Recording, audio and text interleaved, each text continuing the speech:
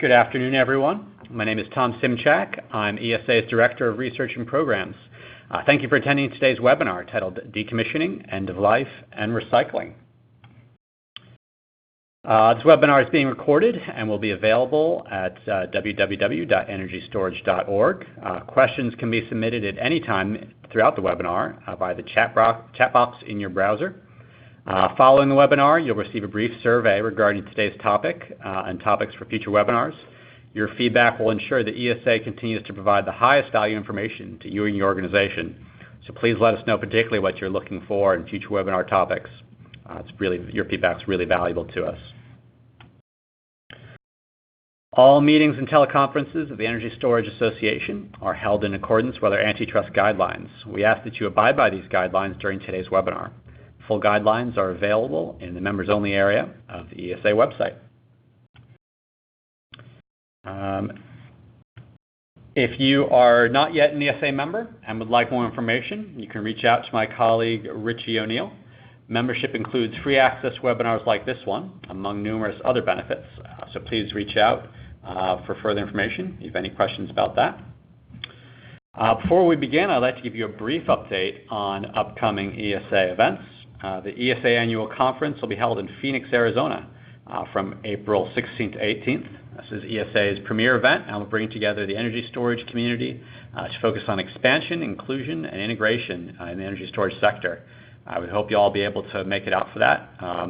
Really great agenda, a lot of topics that if you find this webinar interesting, you'll find a lot of those sessions quite interesting as well. We've also got a packed webinar schedule coming up, which you can find at energystorage.org under events.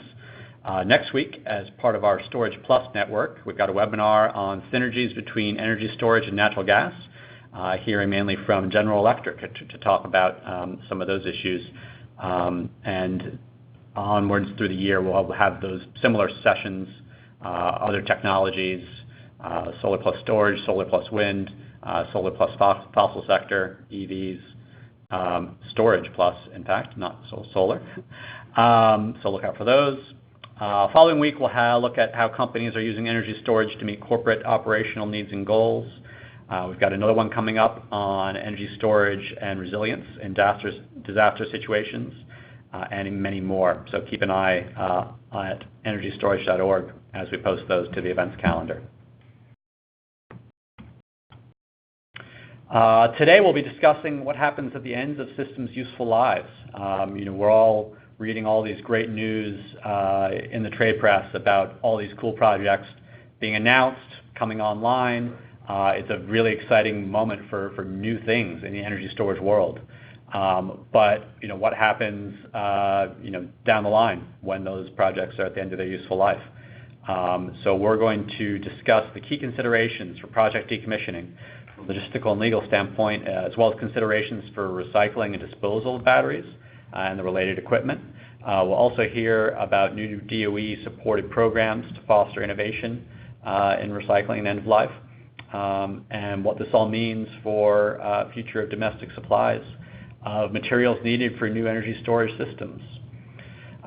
So we have today David Maurer, Vice President for Sales and Service at Renewance, Rebecca Ciez, Distinguished Postdoctoral Fellow at Princeton University, and Jeff Spangenberger, Director of the Resale Center. After we hear from these three speakers, we'll open up to audience Q&A. We're doing Q&A through the chat box, so feel free to type any questions you might have there at any time, and we'll read those out for the presenters when we get to the Q&A session at the end. So thanks everyone for attending today's webinar. And with that, I will hand over to David. David, go ahead. Thanks, Tom. First off, I'd like to thank ESA for providing this opportunity for us all to talk about an important industry topic that is really often overlooked. We're glad that ESA and many leading energy storage companies are shining a light on this important issue. All of you I'm sure, have seen the projections around energy storage. We're at the beginning of a very long growth in the industry, which is a good thing. The fact is, we've never seen an energy asset that has been deployed at this volume. These assets are often categorized as dangerous goods, are very distributed, consumable, and in most cases have expensive reverse logistics. At Renewance, we realized a few years back that the industry lacks the framework to manage hundreds of millions of batteries that are being deployed in stationary storage, electric vehicles, and other applications. That's why we started Renewance, to handle this challenge. Most of you are likely aware of system total cost of ownership and related cost components. One area I suspect you may not be as familiar with is decommissioning costs. I added it here in yellow. Asset retirement liabilities are often not discussed and are pushed under the rug during commercial process. This has been the case because most deals, as most of you know, in the stationary space, barely clear the financial criteria. So additional costs are avoided. Most commercial contracts are either silent who has that liability or vague at best. We've worked on several recycling projects throughout the project lifecycle where it's not clear if the OEM, integrator, or end user will bear those liabilities.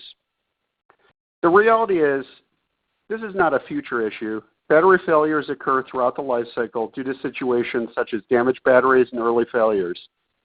Many companies have little understanding of the regulatory compliance exposure and what used battery assets mean in terms of effort and spend. We are in the process of executing a global battery takeback for a large battery OEM that covers 4 continents. And I can assure you what we're finding is those liabilities and costs are not trivial. So taking a look at your reverse supply chain, it's important to fully understand the reverse logistics for your energy storage systems and specifically for the batteries. Improper handling of batteries can be detrimental to the environment, diminishing the positive impact this technology is expected to deliver. The first step here to the left is to determine if the battery can be reused or needs to be recycled, or if it's a set of batteries, it could be one or more batteries that you're considering or an entire system. In most cases, we're seeing we need to recycle stationary batteries. We're starting to see some instances where batteries, often electric vehicle batteries, can be reused. The next step to the right is to understand the related local and transportation regulations. For U.S.-specific recycling, there is a series of regulations that need to be followed. U.S. Department of Transportation regulations outline the packaging, marking, labeling, and transportation requirements for used batteries. They also contain requirements for training, safety, security, and record keeping that apply to anyone who handles hazardous material. The U.S. Resource Conservation and Recovery Act, or RCRA, regulates the generation, transportation, treatment, storage, and disposal of hazardous solid waste. Navigating these regulations is time-consuming, complex, and is evolving given the ongoing changes in our industry. It typically involves training your team, often getting an EPA ID number, and doing things like monitoring accumulation time and quantity limits, ensuring that you maintain all records. Failure to comply with U.S. DOT hazardous material and U.S. EPA RCRA regulations can result in substantial civil or criminal penalties. Civil penalties can involve fines in the hundreds of thousands, and criminal penalties can involve prison time. Well, of course, not all violations will carry those maximum penalties. Enforcement actions are typically communicated by the respective U.S. agencies, and resulting damage to the company's reputation from a violation is really difficult to quantify. So as we keep moving along the reverse supply chain, the next step really then is, after regulation, is to dismantle the energy storage system and then package up the batteries in approved packaging. Dismantling, as you would guess, typically includes labor costs and often equipment costs, particularly for larger systems. There are variations in how to package different types of batteries. For instance, batteries that are damaged, being recycled, or being reused all require different packaging solutions. Then one needs to book transport with one of the companies that will transport these used batteries. Next, you recycle or reuse the batteries and other components. This typically involves working with both a battery recycler and often an e-waste and scrap metal dealers as well. Defining the most cost-effective, environmentally friendly recycling solution is quite time-consuming. So you're probably all wondering, what does this reverse supply chain mean for all of you? It means that the owner of the liabilities will need to cover the cost of battery recycling both during the lifetime of the energy storage system and then for full system decommissioning at end of life. As I said, these costs are not insignificant. System decommissioning costs are typically around $25 to $40 per kilowatt hour. System decommissioning costs will vary somewhat based upon factors such as where the system is located, the battery chemistry, battery form factor, and the size of the system, among other factors. We anticipate that these costs will remain fairly constant, perhaps declining a bit as battery recycling improves. This means that decommissioning will become an even greater percentage of the total cost of ownership of a system as system prices continue to decline. So I'll be followed by both Rebecca and Jeff, who will share a lot of great information on current and future recycling technologies, as well as the related environmental impacts. But I did want to cover a few industry dynamics around recycling. Battery recycling today, for folks that have been engaged in it, is a bit of the Wild West. There's often not clear understanding of who owns those liabilities, though it's typically the asset owner that owns the liabilities. Additionally, related pricing and regulations are often not well understood. Recyclers are geographically dispersed, which adds to the logistics costs. I do have to say, I communicate this a lot to various folks, whether it's regulators or customers, prospects. The future looks brighter, and you'll hear that from Rebecca and Jeff, with better recycling technologies coming online over the coming years. It's energizing to work along with innovative government labs, universities, and companies that are bringing more environmentally friendly and cost-effective recycling technologies to market. Renewance participates in DOE and other industry programs. Jeff will cover one of them to help to lay the groundwork for a better recycling ecosystem.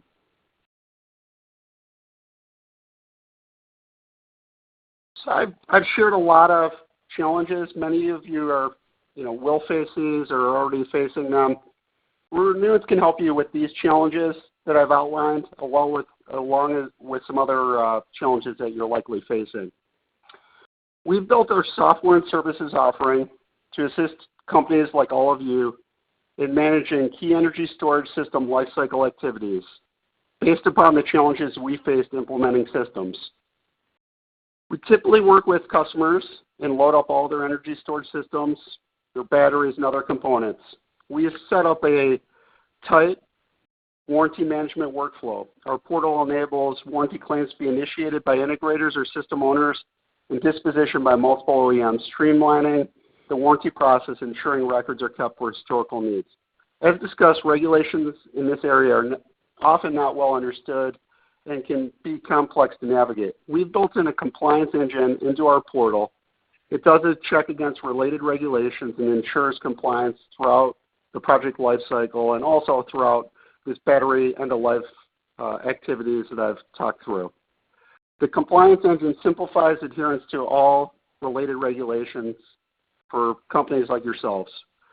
Relating to end-of-life, we've worked with many of the largest energy storage companies across the value chain to quantify and perform energy storage decommissioning and battery reuse and recycling projects. We bring a lot of direct experience to this area. I'd also like to just introduce Renewance Connect. This is an industry-first industrial battery reuse and recycling marketplace. Our goal is to simplify battery stewardship for the industry. We allow battery liability owners to load assets free of charge. This allows recyclers and other partners to have visibility into the flow of end-of-life batteries, which enables our partners to provide preferred pricing. Users simply provide some basic information on systems and batteries. When batteries reach end of life, which can be during system operation or can be at system decommissioning as well, they simply click on those assets. Renewance can handle the rest for you. We define the most cost-effective, environmentally friendly end-of-life solution, working with industry-leading partners, and we can even program manage reverse logistics for you if desired. This eliminates the need to deal with the complicated activities and regulations that I reviewed. So again, I'd like to thank ESA for the opportunity to speak about this important topic. My contact information is shown here. Please feel free to reach out to me with any questions that you might have in the future. I know this is a topic many of you are probably working through. Also, I'll be posting a related white paper on LinkedIn later today, so feel free to connect with me there as well. I'll now go ahead and hand off to Rebecca. Great. Thanks so much, David. As a reminder, participants can submit questions in the chat box, and we'll address those in the Q&A session at the end of the webinar. So next we turn to Rebecca Ciez, Postdoctoral Fellow at Princeton. Rebecca, the floor is yours. Great. So some of my recent work looks at current recycling processes, both from an environmental perspective and also the economics of these different processes. So if we want to move to the next slide. As we've seen standardization for both electric vehicles, but also grid storage in terms of battery chemistries, this really opens up the opportunity for new and improved recycling processes. So starting on one hand, we've got total recycling, which has been an established battery recycling paradigm for several years. And so these processes take recycled batteries back to constituent elements, which can then be either used to manufacture new cells or resold into other metals markets. At the opposite end of the spectrum, we have battery reuse, where you do some sort of testing at the end of the first application. This is particularly popular for electric vehicle batteries, and then reuse those batteries in some other application using charge controllers to integrate these different battery packs. And then in between those options, we've got partial recycling and battery refurbishment. And so partial recycling focuses on recovering high-value materials, mostly the cathode, and then reprocessing them to replace any spent lithium, and then remanufacturing the recovered material into new cells. Similarly, refurbishment doesn't disassemble the entire battery. You're really leaving the cells intact and then trying to replace captured lithium, either by adding replacement electrolyte or potentially using ultrasound or some other method to disrupt passivation layers that have formed over time. And if we go to the next slide, we can see in terms of the status of these recycling processes, both total recycling and partial recycling are a little bit further along. So today, both pyrometallurgical and hydrometallurgical facilities are already up and running to do total battery recycling. So these facilities would use either a lot of energy and heat inputs to melt down the batteries and recover high-value metals, or use a series of different solvents to separate out valuable materials. But these facilities typically also charge a fee to accept the batteries to be processed, in addition to being able to resell the materials they recover on the market. Partial recycling has some small commercial pilot projects that have been funded by earlier work out of the DOE. And there's a lot of experimental research at the university level to try and improve the processes for disassembling the batteries and then recovering the high-value materials more efficiently. And then battery refurbishment and reuse are still very much in early pilot projects or research phases. So testing refurbishing batteries, how to design those to best be disassembled and refurbished. And then there have been a lot of pilot projects, but it's been very difficult to scale up EV battery reuse for grid applications. And so specifically in our work, if you want to go to the next slide, on greenhouse gas emissions model to look at common chemistries and cell formats that are dominant in today's market. So we considered 3 battery cathode chemistries, an NMC, an NCA, and an LFP. And so these are extremely common in the US light-duty vehicle market, and electric buses, and so they're also commonly used for grid applications. And then we use two cell formats that are commonly found in electric vehicles and grid storage applications. We constructed a manufacturing model to look at all of the emissions associated with both the material inputs, but also the energy used just to manufacture the batteries. And then we included 3 recycling processes, the 2 total recycling processes, hydrometallurgical and pyrometallurgical recycling, and then also a direct cathode recycling model where you're recovering the cathode materials. And importantly, we assume that you combust any non-recovered materials in any of these recycling processes. So both for hydrometallurgical and direct cathode recycling, that involves a lot of combustion beyond just the recycling process itself of anode material, separators, and electrolyte.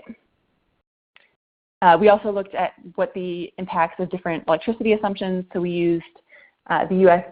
average grid emissions, the Northwest Power Pool electricity grid, which has a much higher percentage of hydropower than the U.S. national average and has much lower emissions. And then the RFCM grid region, which has on average higher emissions than the U.S. Because they have a much larger percentage of electricity from coal.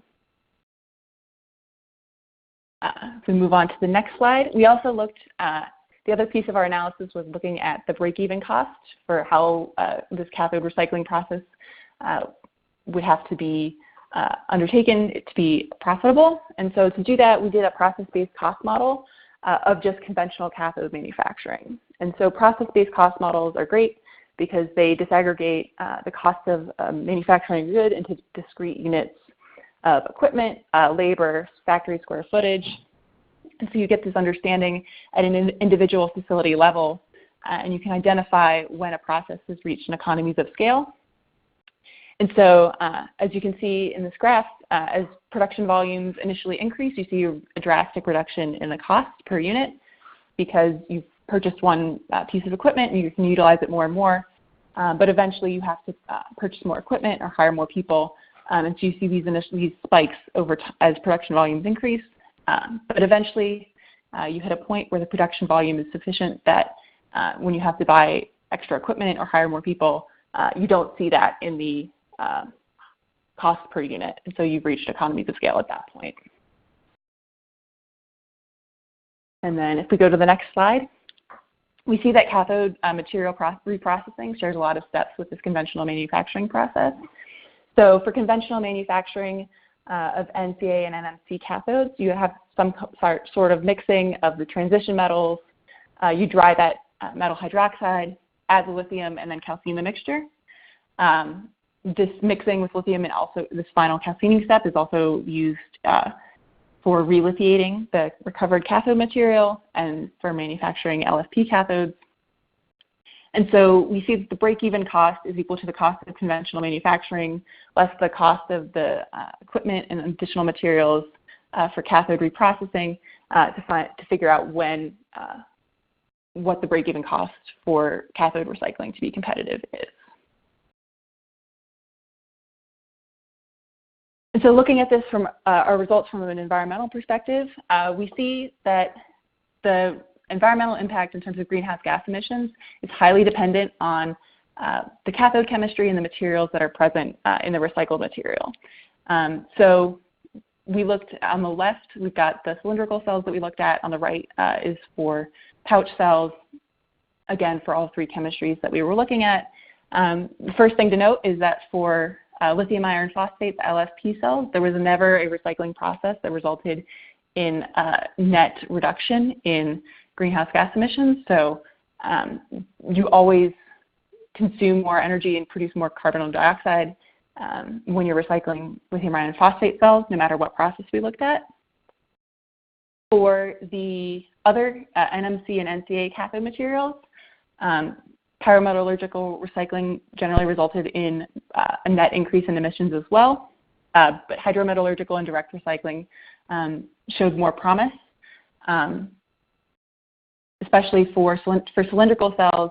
We can recover a lot of energy-intensive materials for both hydrometallurgical and direct recycling, whereas direct recycling is much better for pouch cells, which have a higher higher cathode mass per unit battery than their cylindrical counterparts, and so have a larger emissions reduction. Another key piece of this analysis was how good do these direct recovery processes have to be to actually result in these greenhouse gas reductions. Again, we looked at both cylindrical and pouch cells. We've excluded the LFP cathodes because they resulted in net increases in emissions. And we see that especially for pouch cells, even to relatively low yield rates in the neighborhood of 60%, you still can see potential for reductions in greenhouse gas emissions. If you go to the next slide, it shows the same analysis, but on a per kilogram of battery recycled. The other thing to note is that while there aren't very many battery recycling specific policies, there are some policies in the EU that require that 50% of battery content by mass be recycled. But if you're looking at cylindrical cells only, only 30% of the cell mass is actually cathode material, and so it's unclear whether under current regulations, if you're not recovering other battery materials, you would actually be able to satisfy this mass-based target with direct cathode recycling alone. Next slide. If you look at the relithiation costs, so trying to determine the break-even cost, we see that for NCA and NMC cells, you reach economies of scale at roughly 1,000 tons of annual production, and the cost of relithiating these batteries, relithiating the cathode materials in the neighborhood of $6. And so when you compare that to the $20 to $24 cost of conventional cathode manufacturing, that leaves a potential profitability if you can recover a kilogram of NMC cathode material for $15 or less to be competitive with conventional materials. For the LFP cathodes, because they don't have the same precursor mixing step, you still got to add the same amount of energy, so you don't necessarily have as many savings from that. And additionally, because the material costs are generally lower, you have a much narrower window for break-even competitive costs for recycling LFP cells. And so just to summarize, today's recycling processes do not necessarily guarantee that you're going to reduce your greenhouse gas emissions. Pyrometallurgical recycling generally results in net increases, even assuming that you can recover both metals and repurpose some slag material in cement making processes. Hydrometallurgical recycling can result in greenhouse gas emissions reductions, but it's highly dependent on recovering cell hardware. And then LFP cells, under current methods, recycling never results in greenhouse gas emissions reductions. And then finally, the mass-based recycling targets don't guarantee greenhouse gas emissions reductions, and they don't necessarily incentivize processes that would reduce greenhouse gas emissions. With that, I'd just like to acknowledge the funding for this project from NSF and then my main collaborator, Jay Whitaker. So with that, I will hand it back to Tom. Excellent. Thanks so much, Rebecca. As a reminder, folks can submit questions in the chat box, and we'll get to those after Jeff's presentation. Lastly, we have Jeff Spangenberger, who is the director of the newly created Resale Center. So I will hand over to Jeff. Thanks, Tom. So as Tom said, I'm going to talk about this new Resale Center, but hopefully at the same time provide some information about the challenges that are faced by end-of-life batteries. And I'll preface this with saying that this funding for this center is provided by the Department of Energy's Vehicle Transportation Office. So this is really focused on vehicles, but doesn't stop there. It does translate into, and we'll be addressing issues with stationary storage as well as consumer electronic energy storage. So they are all tied together very closely. I want to set the stage a little bit by saying that consumer electronics, electric vehicles, stationary storage all have different challenges. The biggest issue for consumer electronics is collection. Not many people, I'm assuming many of you listening, have cell phones in your drawers just as I do, and haven't brought them in for recycling. And it's unfortunate because those batteries, consumer electronic batteries, are high in cobalt, which is a good revenue generator for recycling batteries, and so is actually a profitable battery to recycle right now with today's processes and technologies. Electric vehicles haven't really reached the end of their life yet. They started selling around, this is with lithium-ion battery technology, they started selling those vehicles around 2010, 2011 with the Chevy Volt and Tesla S. So if you look on the graph on the right, you know, we're starting here at 2025, so we're not even on this map yet. But you can see it quickly grows. All these vehicles are going to start coming to end of life, and if you've been listening about the new vehicle trends, it sounds like everybody's going electric, and this projection could be even light. So, and this translates right into stationary storage. There's a lot of talk about energy storage using lithium-ion technologies. So the problem is, as was mentioned earlier by Dave, is the fact that it costs money to recycle many of these batteries. As I mentioned, consumer electronics are high in cobalt. It's an LCO chemistry, so there's a lot of cobalt, and that's actually profitable without any collection fees or tipping fees.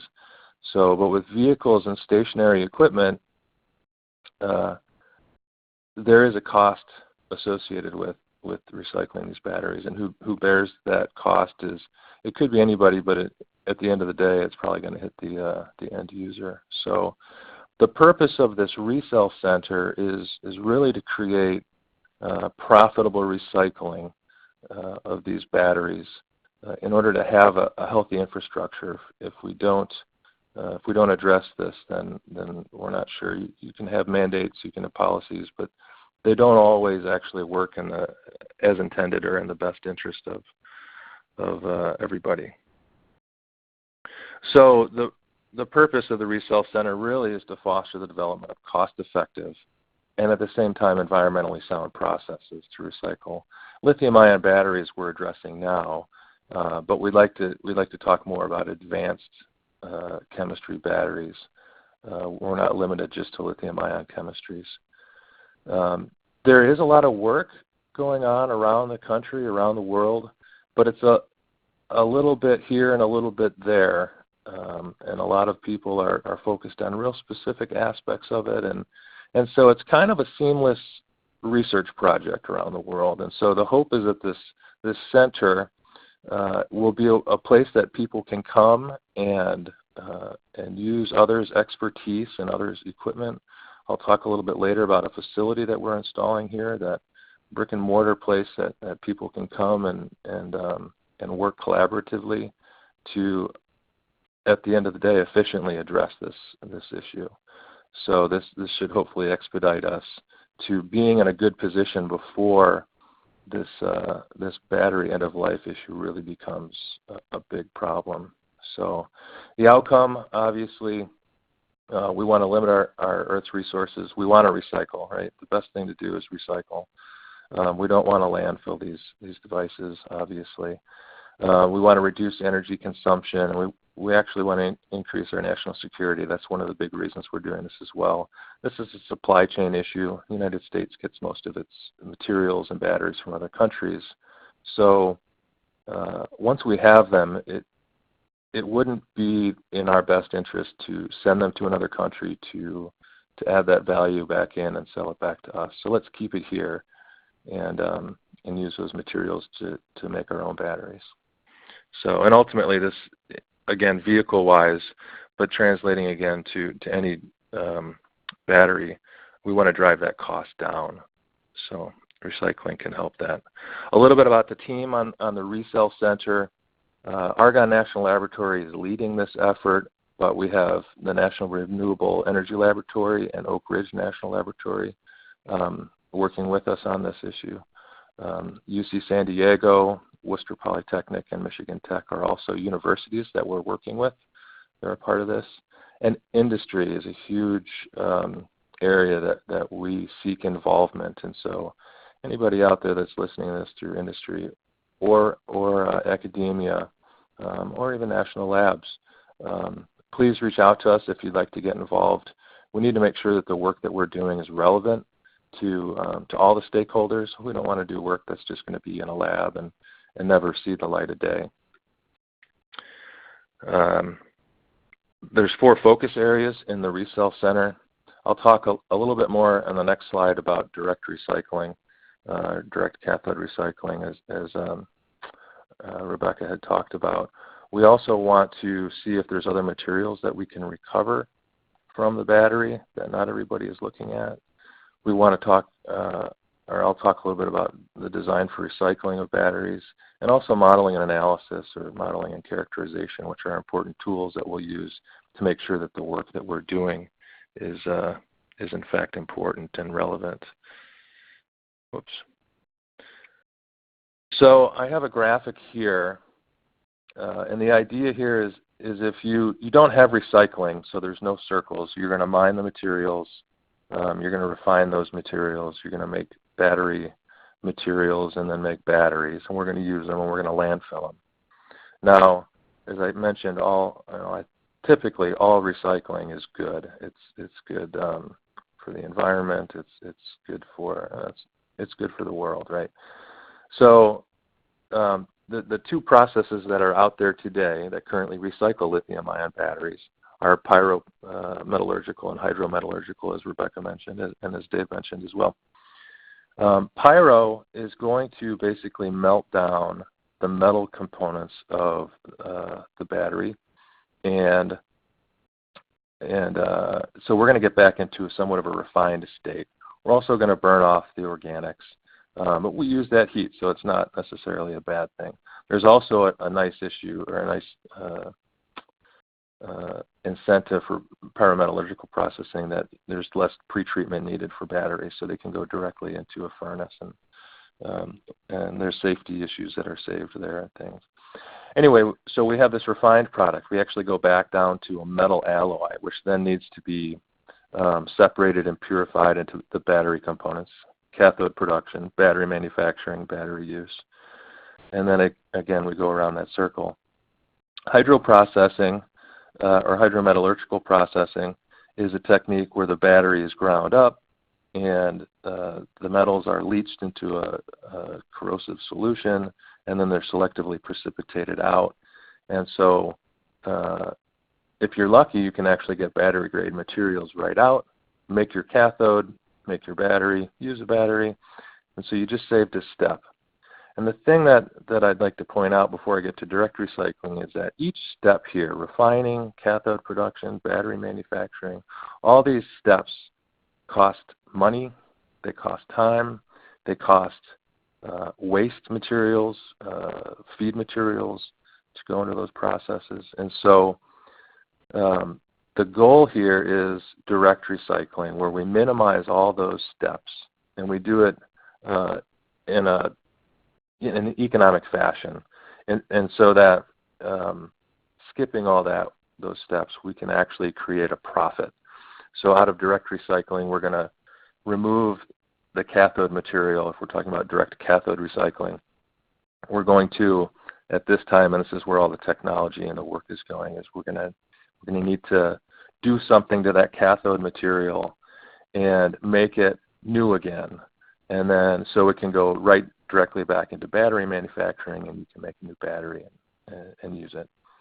So that's the idea of direct recycling, and the benefit is the ability to maintain a profit without these tipping fees. In the upper right-hand corner, there's a chart, and it shows the reason why there's a potential for advantage of direct recycling. The blue bars are the price of the materials that go into a battery, and I've taken off the prices. This is really just a demonstration. so that you get an idea. The cathode material is the red bars. So you can see for LCO in this particular instance, you're going to get twice the value if you recover a cathode material, an active cathode material, versus the constituents from pyro or hydro. If you look at LMO or LFP, it's even greater. The materials going in are very cheap. But if you can directly recycle those materials, you're going to provide a product that has a high value, the cathode material, as opposed to a lower value, which is the raw materials that go into making those cathodes. So that's why we're spending a lot of time focused on direct recycling.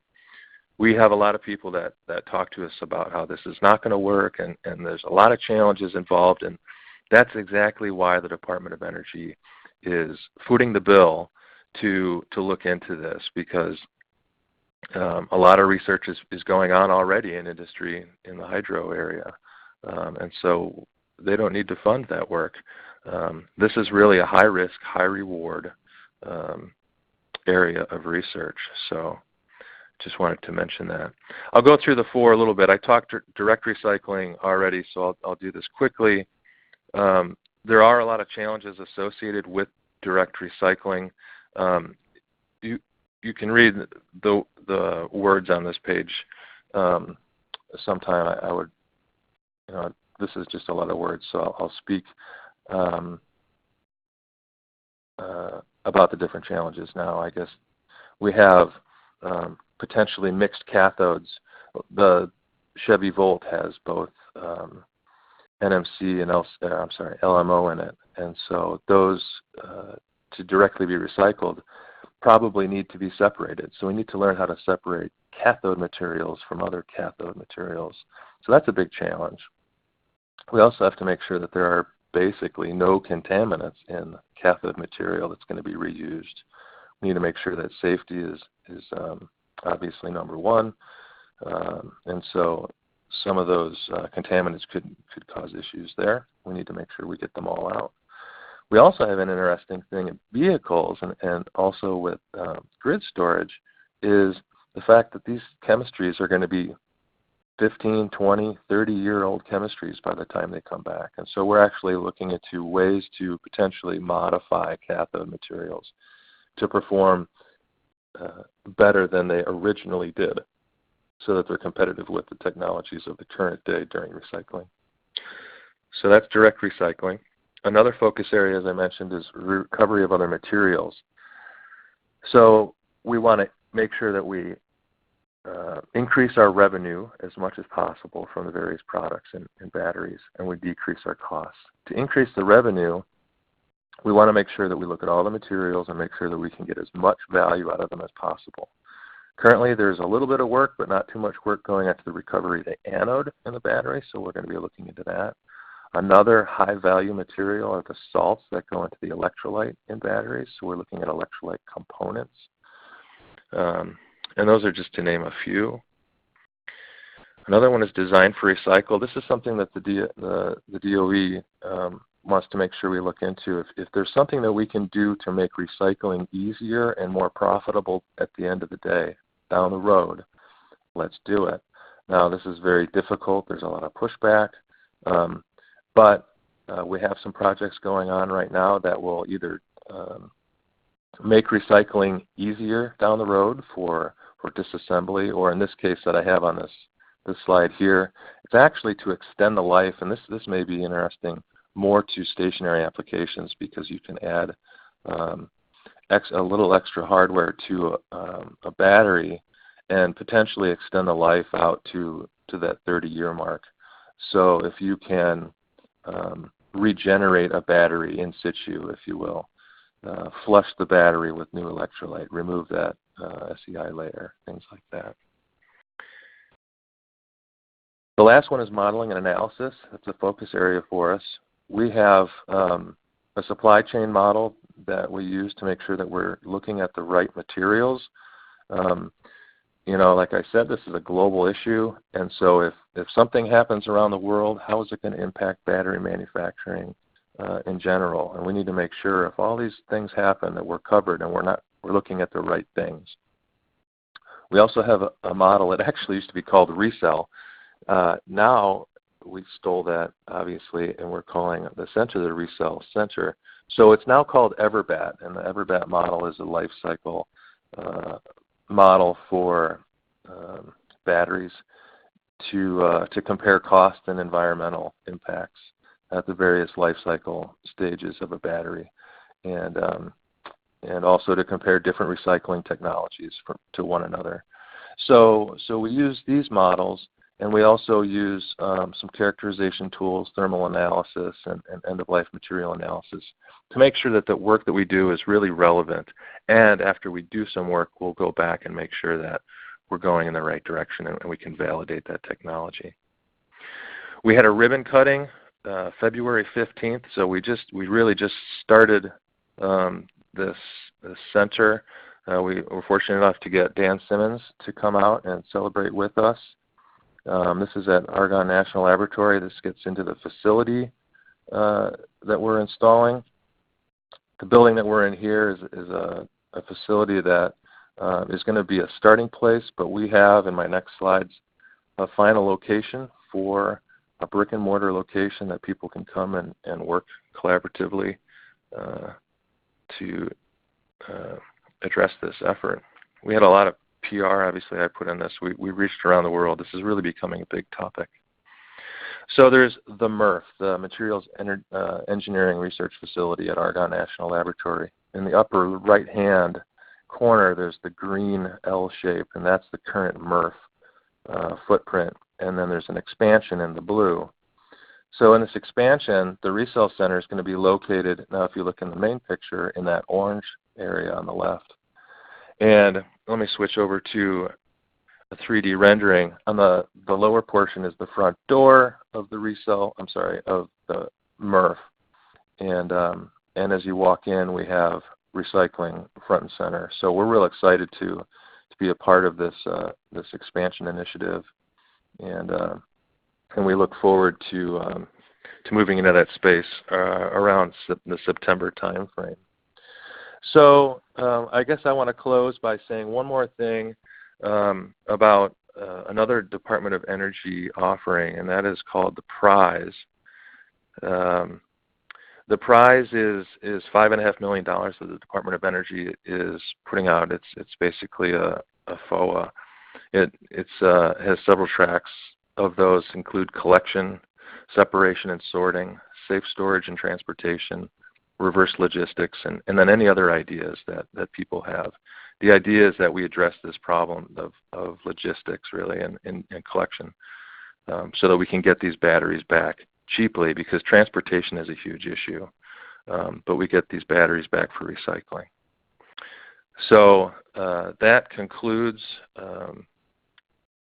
my slides. I do want to thank Sam Glard and Dave Howell from DOE's VTO office and the entire Resale team, all the different universities and laboratories and industry that's involved. So, and thank you, ESA, for letting me speak today.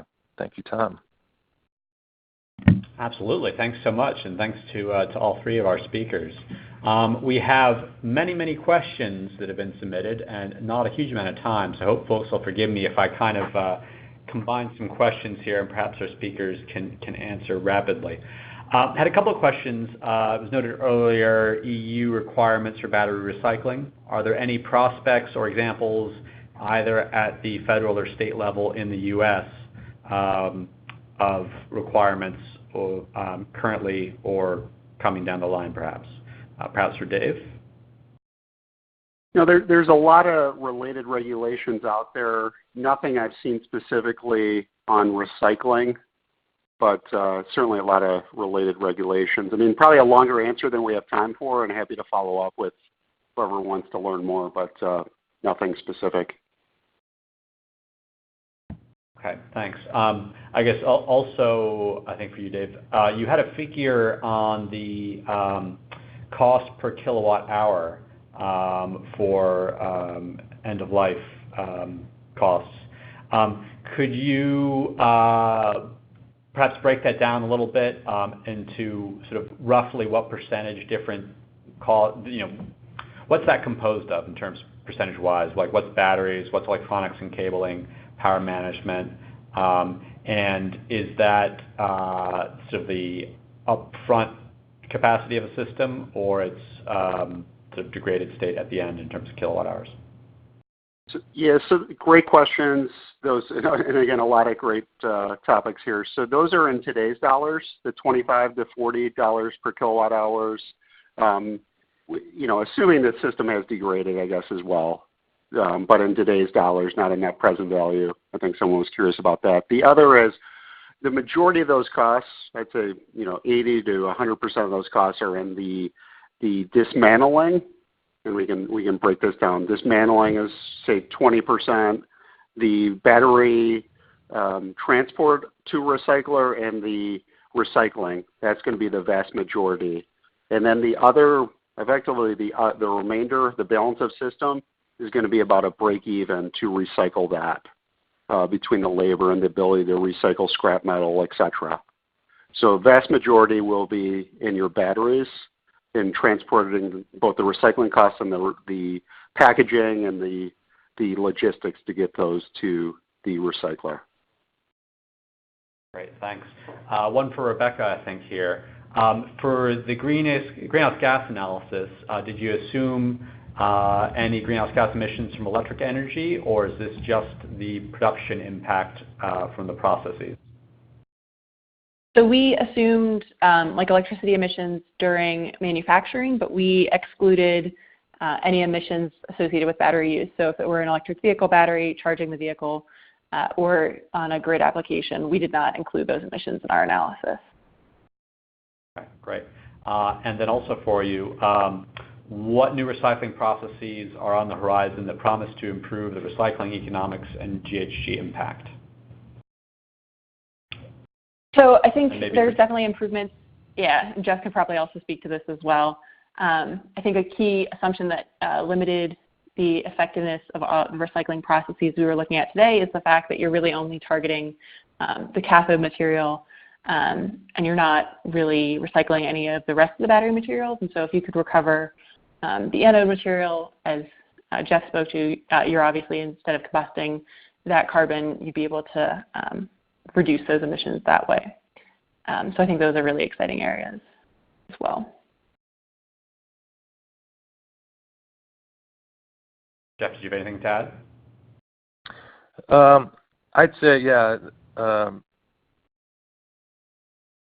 There are, I think, an example too would be the fact that, to my understanding, the collector foils in a battery, the aluminum and the copper, are collected, but they're not currently separated. And so what happens is they recycle it for copper because it's higher value, and the aluminum ends up in a slag because that's performed in a smelter. And so yeah, I think that a challenge is to try potentially to separate those materials so that you can get the value out of both of them and maintain the energy that's embodied with them within those metals. Thanks. For end-of-life considerations, sort of aside from the batteries themselves, so for the balance of plant, or for perhaps for non-battery applications, mechanical storage systems, that kind of thing, is there any research or consideration looking into reduction of costs, reduction of environmental impact for everything else involved in an energy storage system? Yeah, no, I think I'd answer it a couple ways. One is definitely we'll be able to, I envision, reuse some of the components, depending on how long that system lasts, inverters, et cetera. And then we've I haven't seen a lot of research on it, but we've been able to resell some of those components, if you will, on orphan systems. You can also, of course, there's a lot of scrap value, I think, as Jeff was saying, copper, et cetera. That'll apply also to balance the system. But I haven't seen a lot of, I know EPRI put out a study, we've done some work with a couple different companies, but haven't seen a lot of research on overall decommissioning costs.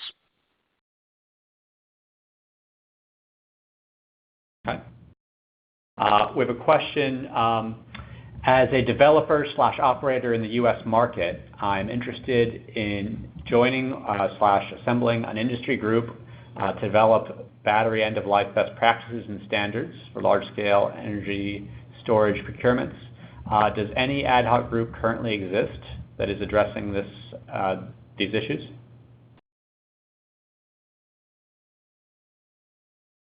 I'm not aware of one. I'd be all. We definitely are focused in on this. This is a key focus, as you gathered from my presentation. So happy, whoever presented this, happy to speak with you and happy to form this group. I mean, we talk about it, but I haven't seen an ad hoc group, as you said. Okay, great. Let's see. What are currently the main drivers for recycling? Government mandates, economics, etc. I would take that and say it's always about money, right? So it's the economics. The hydro and pyro is really based on, essentially, among some other slighter items, but cobalt is really where it's at. And so if you can basically say what's the price of cobalt and how much is in the battery, and that's how much I'm going to pay you or you're going to pay me to recycle this battery. And actually there's a lot of work now, ironically, going into trying to get that cobalt out because it is expensive and because there's also some issues with supply chain stuff for cobalt. And so that actually is a big challenge. If we take the actual big revenue generator from recycling out of the picture, we run into the problem down the street, so down the road rather. So I think the idea is really to really maximize profitability. We can do mandates, but mandates don't always, I think, work for the best interest. If you can make money, it will drive itself, and you're gonna reap the benefits of environmental and collection and all that. I think that's really it. Great, thanks so much. One question was asking how to find transportation protocols by state.